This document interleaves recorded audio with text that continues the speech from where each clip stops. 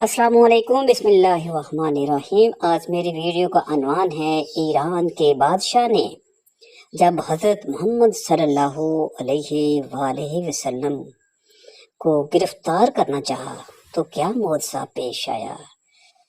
اس واقعے کو سننے سے پہلے اس چینل کو سبسکرائب اور شیئر بھی ضرور کرنا، مہربانی۔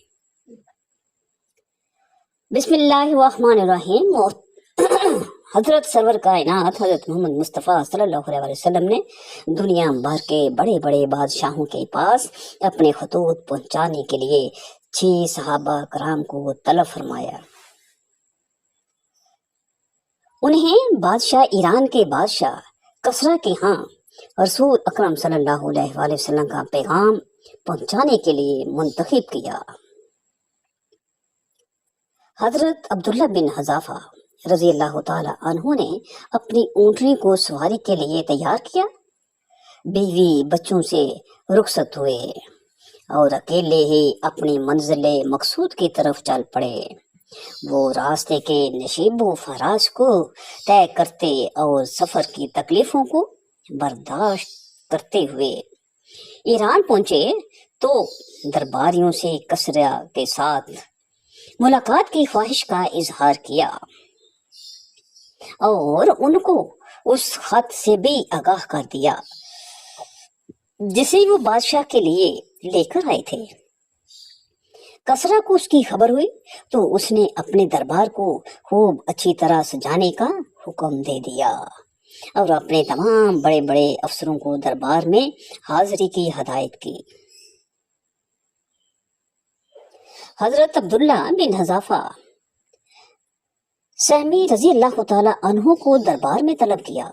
اس وقت ان کے جسم پر ہلکا سا کمبل تھا اور ان کے حلیے سے دیہاتی عربوں کی سادگی کا اظہار ہو رہا تھا، لیکن ان کا سر بہت بڑا اور قد کافی لمبا تھا اور ان کے سینے میں عظمت اسلام اور دل میں عزت اسلام کی آتش شعلہ زن تھی۔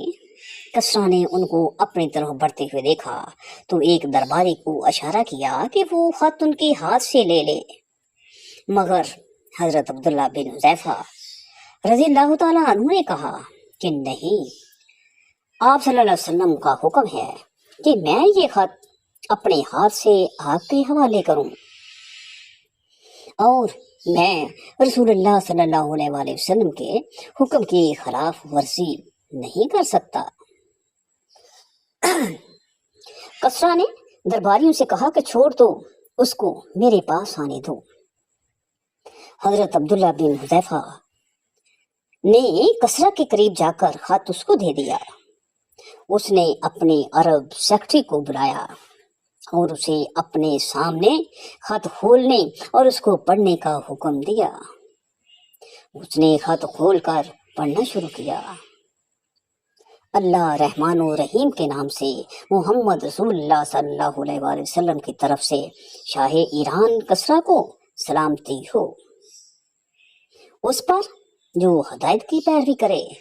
خط کا اتنا حصہ سنتے ہی اس کے سینے میں غیظ و غضب کی آگ بھڑک اٹھی، اس کا چہرہ غصے سے لال ہو گیا، کیونکہ حضور نبی کریم صلی اللہ علیہ وسلم نے خط کا آغاز اپنے نام سے کیا تھا۔ اس نے سیکرٹری کے ہاتھ سے خط جھپٹ لیا اور اس خط کو پڑھے بغیر اسے پرزا پرزا کرتے ہوئے چیخ اٹھا، میرا غلام اور مجھے اس طرح خط لکھ رہا ہے۔ پھر اس نے حضرت عبداللہ بن حذیفہ کو دربار سے باہر نکال کرنے کا حکم دے دیا۔ چنانچہ حضرت عبداللہ وہاں سے نکال دیے گئے۔ حضرت عبداللہ بن حذیفہ دربار سے نکلے تو انہیں کچھ بھی پتا نہیں تھا کہ اب اللہ تعالیٰ نے ان کے ساتھ کیا معاملہ کیا ہے، وہ قتل کر دیے جائیں گے یا انہیں آزاد چھوڑ دیا جائے گا۔ لیکن پھر انہوں نے اپنے دل میں کہا، اللہ کی قسم، رسول اللہ صلی اللہ علیہ وآلہ وسلم کا خط پہنچانے کے بعد اب میرا جو بھی حشر ہو، مجھے اس کی قطعی کوئی پرواہ نہیں۔ ادھر جب کسرا کا غصہ ٹھنڈا ہوا تو اس نے حضرت عبداللہ کو دوبارہ اپنے سامنے پیش کیے جانے کا حکم دیا، لیکن وہ نہیں ملے۔ اس کے آدمیوں نے بہت تلاش کی مگر ان کا کوئی سراغ نہ ملا۔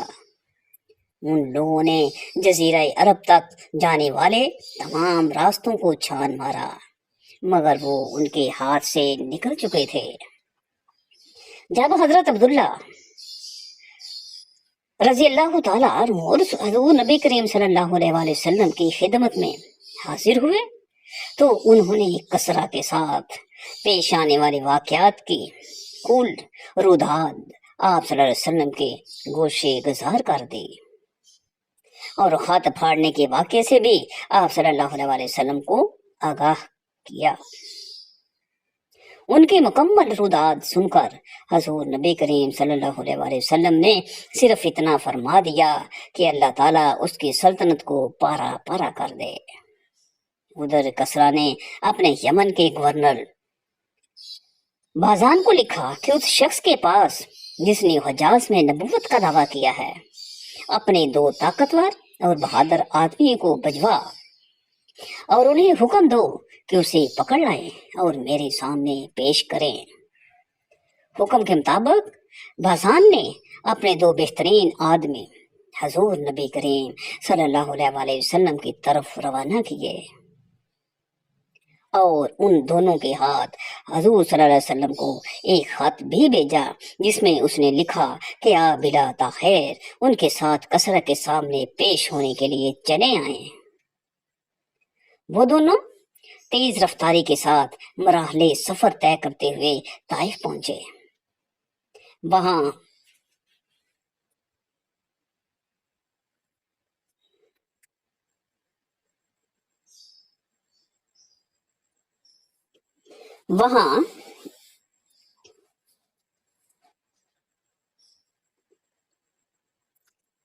وہ دونوں تیز رفتاری کے ساتھ مراحل سفر طے کرتے ہوئے طائف پہنچے۔ وہاں ان کی ملاقات قریش کے ایک تجارتی قافلے سے ہوئی۔ ان سے حضور صلی اللہ علیہ وآلہ وسلم کے متعلق دریافت کیا تو معلوم ہوا کہ آپ صلی اللہ علیہ وآلہ وسلم مدینہ منورہ میں ہیں۔ ان دونوں نے مدینہ منورہ کا رخ کیا۔ وہاں پہنچ کر حضور صلی اللہ علیہ وآلہ وسلم سے ملے اور بازان کا خط آپ صلی اللہ علیہ وسلم کی حوالے کرتے ہوئے کہا کہ کسرا نے اپنے حاکم بازان کو ہدایت کی ہے کہ وہ آپ کو لانے کے لیے کسی کو بھیجے۔ چنانچہ ہم اس لیے آئے ہیں کہ آپ ہمارے ساتھ چلیں۔ اگر آپ ہماری بات مان لیں تو ہم کسرا سے بات کر کے آپ کے لیے رعایت حاصل کریں گے اور آپ کو اس کی طرف سے پہنچنے والی ہر تکلیف اور اذیت سے بچائیں گے۔ لیکن اگر آپ نے ہماری بات ماننے سے انکار کیا تو آپ خود اس کی قوت اور سرکشی سے بخوبی واقف ہیں۔ رسول اللہ صلی اللہ علیہ وآلہ وسلم نے ان کی یہ باتیں سن کر مسکراتے ہوئے فرمایا کہ آج تو تم لوگ اپنے قیام گاہ پر واپس جاؤ، کل پھر آنا۔ جب دوسرے دن وہ دونوں بارگاہ رسالت میں حاضر ہوئے اور پوچھا کہ کیا آپ ہمارے ساتھ چلنے اور کسرا سے ملنے کے لیے تیار ہیں، تو آپ صلی اللہ علیہ وآلہ وسلم نے جواب دیا کہ آج کے بعد تم کسرا سے نہیں مل سکو گے۔ اللہ تعالیٰ نے اس کے بیٹے شرویہ کو فلاں مہینے کی فلاں رات اس کے اوپر مسلط کر کے اسے ہلاک کر دیا ہے۔ یہ سنا تو ان کے چہروں پر دہشت اور حیرانی کے آثار ظاہر ہوئے اور وہ ٹکٹکی باندھ کر آپ کی طرف دیکھنے لگے۔ پھر وہ اپنی حیرت پر قابو پاتے ہوئے بولے، جانتی ہیں آپ یہ کیا کہہ رہے ہیں؟ کیا یہ بات ہم بازان کو لکھ دیں؟ آپ صلی اللہ علیہ وسلم نے جواب دیا، ہاں، اور اس کو یہ بھی لکھ دینا کہ میرا دین کسرا کی سلطنت کی آخری حدود تک پہنچے گا، اور اسے یہ بھی لکھ دو کہ اگر تم اسلام قبول کر لو تو میں تمہارا یہ سارا راز حکومت علاقہ تمہارے سپرد کر کے تمہیں تمہاری قوم کا حکمران بنا دوں گا۔ اس کے بعد وہ دونوں آپ صلی اللہ علیہ وسلم سے رخصت ہو کر बाजान के पास पहुंचे और हजूर सर्वे कायनात हजूर सल्लल्लाहु अलैहि वसल्लम की दी हुई खबर से उसको आगाह किया। बाजान ने कहा कि अगर उनकी ये बात दुरुस्त है तो यकीनन वो अल्लाह के नबी हैं, और अगर ऐसा नहीं तो सोचूंगा कि मुझे उनके साथ क्या रवैया अपनाना चाहिए। फिर उसके कुछ ही दिन बाद शेरोया का खत बाजान के पास पहुंचा, जिसमें उसने लिखा था, मैंने कसरा को कत्ल कर दिया है, मैंने उसको अपनी कौम के इंतकाम में कत्ल किया है। उसने हमारी कौम के अशराफ को कत्ल करना, उनकी औरतों को कनीज बनाना और उनके माल और दौलत को गसब करना अपना शेफा बना लिया था। जब मेरा यह खत तुम्हारे पास पहुंचे तो अपने पास मौजूद तमाम लोगों से मेरी इताअत और फरमाबरदारी का अहद ले लो। बाजार ने उस खत को पढ़ते ही एक तरफ फेंक कर अपने इस्लाम कबूल करने का ऐलान कर दिया, और उसके साथ ही यमन में रहने वाले सारे ईरानियों ने इस्लाम कबूल कर लिया। सराका बिन मालिक ने हैरान होकर पूछा,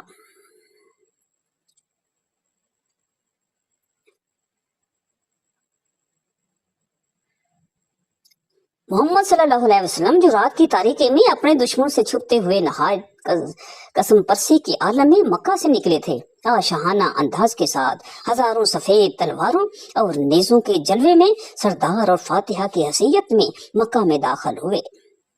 वो सरदारान कुरैश जिन्होंने तकब्बर और नखुवत के साथ अरब में शोर मचा रखा था, आज रसूल खुदा सल्लल्लाहु अलैहि वसल्लम की खिदमत में नहायत आजिज़ी इनकसारी के साथ जान बख्शी की भी मांगते हुए अर्ज पर दास थे। हज़रत सल्लल्लाहु अलैहि वसल्लम आपके अखलाक़ हुस्ना की पेशी नजर उम्मीद है कि आज अब हमसे अच्छा बर्ताव करेंगे। नबी करीम सल्लल्लाहु अलैहि वसल्लम आप हमसे अच्छा बर्ताव करेंगे। नबी करीम सल्लल्लाहु अलैहि वसल्लम ने अंबिया अलैहिस्सलाम फ़याज़ी बरतते हुए इरशाद फरमाते हैं, जाओ तुम आज़ाद हो। सराका बिन मालिक ने अपनी सवारी तैयारी की। सराका बिन मालिक ने अपनी सवारी तैयार की और रसूलुल्लाह सल्लल्लाहु अलैहि वसल्लम की खिदमत अक़दस में हाजिर हुआ ताकि आपके सामने मुसलमान होने का ऐलान करे और 10 साल पहले जो तहरीरी परवाना उसके पास मौजूद था वो पेश करके अमान हासिल करे। सराका बिन मालिक कहते हैं कि मैं नबी करीम सल्लल्लाहु अलैहि वसल्लम की खिदमत में हाजिर हुआ तो आप सल्लल्लाहु अलैहि वसल्लम उस वक़्त एक अंसारी लश्कर के जुर्मट में तशरीफ फरमा थे। मुझे देखकर अंसारी अपने नेज़ों से कचूके लगाने लगे। अंसारी अपने नेज़ों से कचूके लगाने लगे और कहने लगे, दूर हट जाओ, तुम यहाँ क्या लेने आए हो। मैं सफ़ों को चीरता हुआ रसूलुल्लाह सल्लल्लाहु अलैहि वसल्लम के पास पहुंचने में कामयाब हो गया। आप सल्लल्लाहु अलैहि वसल्लम अपनी ऊंटनी पर सवार थे। मैंने तहरीरी परवाना दिखाते हुए अर्ज की, या रसूलुल्लाह सल्लल्लाहु अलैहि वसल्लम, मैं सराका बिन मालिक हूँ, ये आपका मेरे साथ तहरीरी मुआहदा है। रसूल खुदा सल्लल्लाहु अलैहि वसल्लम ने इरशाद फरमाया, सराका बिन मालिक तुम मेरे पास आ जाओ, आज अहदो पैमा के इफा का दिन है। मैं आगे बढ़ा और आप सल्लल्लाहु अलैहि वसल्लम के सामने अपने मुसलमान होने का ऐलान कर दिया और आप सल्लल्लाहु अलैहि वसल्लम के हुस्न व जमाल से बहुत ज्यादा मुतासर हुआ। सराका बिन मालिक रज़ियल्लाहु ताला अन्हु की रसूलुल्लाह सल्लल्लाहु अलैहि वसल्लम से मुलाकात को अभी चंद माह ही गुजरे थे कि अल्लाह तबारक ताला ने नबी करीम सल्लल्लाहु अलैहि वसल्लम अपने पास बुला लिया। आप सल्लल्लाहु अलैहि वसल्लम की वसात से सराका बिन मालिक रज़ियल्लाहु ताला अन्हु गम से नडाल हो गए और वो मंजर उनकी आंखों के सामने घूम गया जब वो 100 ऊंट के लालच में हजूर नबी करीम सल्लल्लाहु अलैहि वसल्लम को कत्ल करने का इरादा लेकर तवाक़ुफ़ में निकले थे। आज दुनिया भर की उम्दा ऊंटनियां रसूलुल्लाह सल्लल्लाहु अलैहि वसल्लम के नाखून के एक ज़र्रे बराबर भी हैसियत नहीं रखती और अपने बारे में रसूलुल्लाह सल्लल्लाहु अलैहि वसल्लम का ये जुमला बार बार दोहराने लगे, सराका जब तुम शाह ईरान के कंगन पहनोगे तो तुम्हें कैसा लगेगा। अब उन्हें यकीन हो गया था कि शाह ईरान के कंगन ये जरूर पहनेंगे।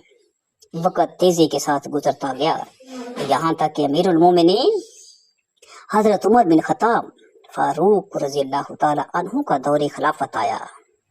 मुसलमान उनके दौरे हुकूमत में ईरान की तरफ तेज हवा के झोंके की तरह लपके, किलों को फतह करते, लश्करों को शिकस्त फाश देते, शाही तख्तों को पामाल करते और माले गनीमत समेटते हुए मुसलसल आगे बढ़ते चले गए, यहाँ तक कि पूरा ईरान फतह कर लिया। एक रोज सिपा सलार लश्कर हजरत साद बिन अबी वक्कास रज़ियल्लाहु ताला अन्हु के कासद ईरान फतह की खुशखबरी लेकर हजरत फारूक आजम रज़ियल्लाहु ताला अन्हु की खिदमत में हाजिर हुए। उनके साथ बैतुल माल के लिए गनीमत का 5वां हिस्सा भी था, जो ईरान के मुजाहिदीन इस्लाम के हाथ लगा था। जब माले गनीमत अमीरुल मोमिनीन हजरत उमर बिन खत्ताब रज़ियल्लाहु ताला अन्हु के सामने रखा गया, आप रज़ियल्लाहु ताला अन्हु ये देखकर हैरान रह गए कि उसमें शाह ईरान का वो ताज भी मौजूद था जिसमें कीमती मोती जुड़े हुए थे। शाह ईरान का वो लिबास भी मौजूद था जो सोने के तारों से बना हुआ था, और वो कीमती पेटी भी थी जिस पर लालू जवाहर जुड़े हुए थे, और सोने के 2 कंगन भी माले गनीमत में मौजूद थे। उस जैसे खूबसूरत कंगन पहले कभी नहीं देखे थे। उसके अलावा शमार नफीस दीदार जेब अशिया माले गनीमत में मौजूद थी।